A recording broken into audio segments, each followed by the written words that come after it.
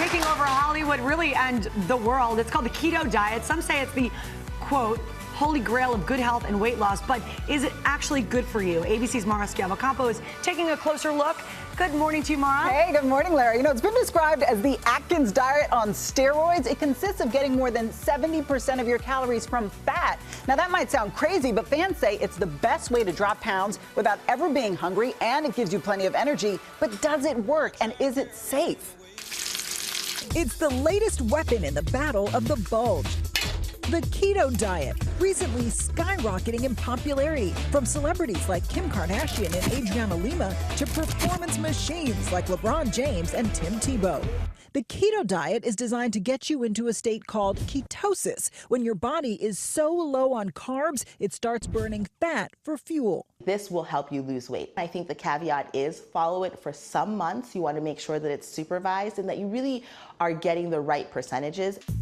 So just how do you do it?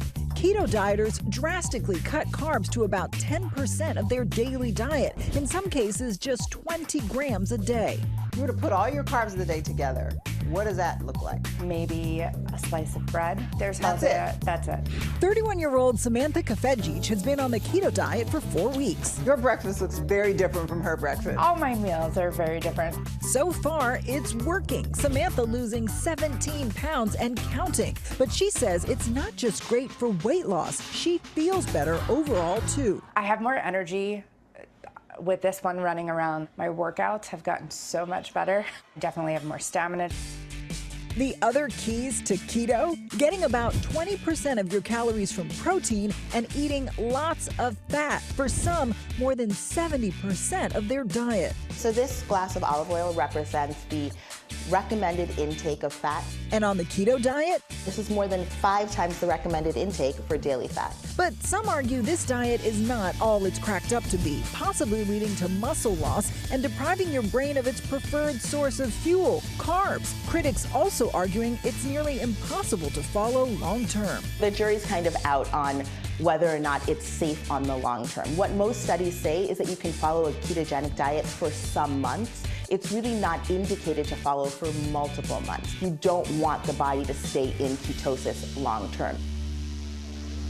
Now, nutritionists stress that if you are going to try keto, make sure your high-fat intake is coming from healthy fats, things like olive oil, avocados, and nuts. You don't want to do butter or any kind of heavy saturated fat. And Amy, you've been doing this. Yeah, I'm about on a week, so it's not even that far into it, but it's not about losing weight for me. It's about being strong and about not being hungry all the time. I'm an eating machine. So I'm just kind of changing what I'm eating. And so I had like a burger without a bun and just that kind of thing. So I feel stronger and better right now. So far, so good. But again, like day 5 right now. And you said that there was a sort of an anti-cancer element Yeah, I to mean, this. there's a lot of research that's being done about this diet, and as a cancer survivor, I just want to make myself as strong as possible, and there are a lot of people who believe there are anti-cancer benefits to this diet. So I just want to point out, so half a bagel or half a muffin. So this would be you're done for the day with carbs. This is your carb intake recommended by the diet for the entire day, right?